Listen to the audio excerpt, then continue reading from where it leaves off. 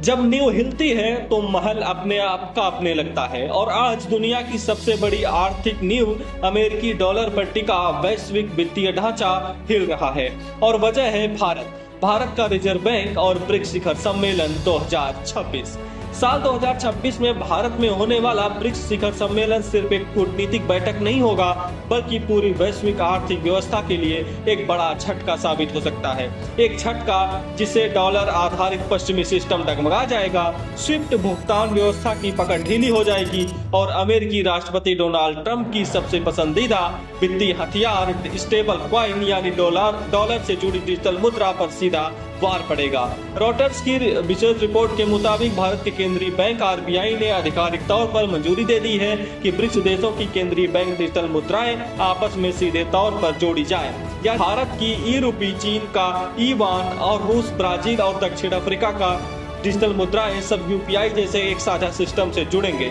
अब इसका मतलब क्या है? इसका मतलब है आज अगर भारत को चीन से व्यापार करना है तो प्रक्रिया क्या होती है?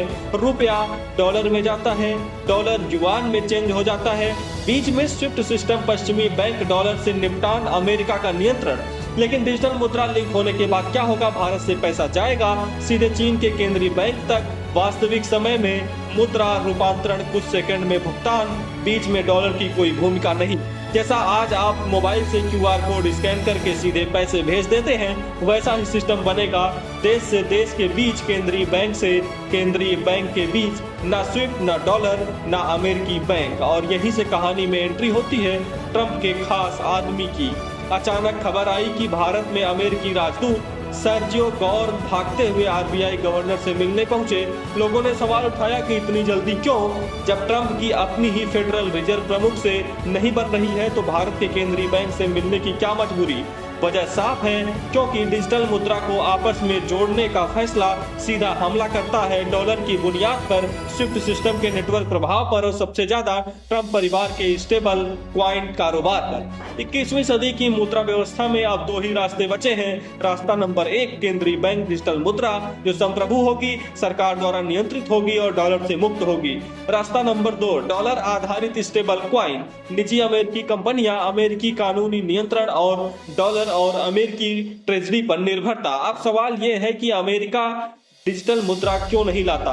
क्योंकि अगर अमेरिका डिजिटल मुद्रा लाता तो बाकी देश भी ऐसा करेंगे और फिर डॉलर का एकाधिकार टूटेगा और अमेरिकी ट्रेजरी की मांग घटेगी, अमेरिका की वैश्विक राजनीतिक ताकत कमजोर पड़ेगी। इसलिए अमेरिका कहता है डिजिटल केंद्रीय मुद्रा नहीं बल्कि स्टेबल कॉइन अपनाओ। आज दुनिया में स्टेबल कॉइन बाजार 50 से 60 अरब डॉलर से बड़ा है। 2030 तक 2 से 4 ट्रिलियन डॉलर तक पहुंच सकता है और ट्रंप से जुड़ा स्टेबल कॉइन नेटवर्क तेजी से बढ़ा है। ट्रंप परिवार की हिस्सेदारी लगभग 60% है, बजाज मूल्य लगभग 3 अरब डॉलर है, यानी stable coin equal to Trump का आर्थिक भविष्य। ऐसे में अगर ब्रिक्स देशों की डिजिटल मुद्राएं आपस में जुड़ गई तो सीमा व्यापार सस्ता हो जाएगा, भुगतान तुरंत होगा, डॉलर से बिलिंग खत्म होगी, अमेरिकी ट्रेजरी की मांग घटेगी, स्टेबल कॉइन की जरूरत नहीं बचेगी। सीधे शब्दों में कहें तो भारत का ये कदम सिर्फ डॉलर नहीं, ट्रंप के निजी कारोबार पर भी सीधा प्रहार है।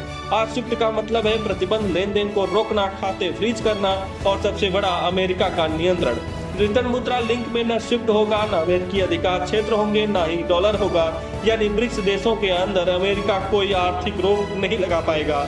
डी-डॉलराइजेशन का मतलब ये नहीं कि डॉलर खत्म हो जाएगा, इसका मतलब है डॉलर अब मजबूरी नहीं रहेगा, सिर्फ एक विकल्प बन जाएगा। और जब मजबूरी खत्म होती है तो सत्ता अपने आप कमजोर हो जाती है। अब भारत को गेम चेंजर है क्योंकि यूपीआई दुनिया की सबसे उन्नत भुगतान प्रणाली है। आरबीआई सतर्क है लेकिन रणनीतिक है। भारत एक संतुलित वैश्विक शक्ति है। ब्रिक्स 2026 का मेजबान देश भारत है और प्रधानमंत्री मोदी खुद इस एजेंडे को दुनिया के सामने रख सकते हैं। खैर, साल 2026 का ब्रिक्स शिखर सम्मेलन सिर्फ एक सम्मेलन नहीं होगा, ये होगा डॉलर युग बनाम बहुध्रुवी दुनिया का निर्णायक दौर। और शायद इसलिए ट्रंप के दूत आरबीआई के दरवाजे पर पहुंच चुके हैं। और आपसे सवाल, क्या भारत को डिजिटल मुद्रा में अपनी एंट्री कर लेनी चाहिए? हाँ या ना में कमेंट कर जरूर बताएं।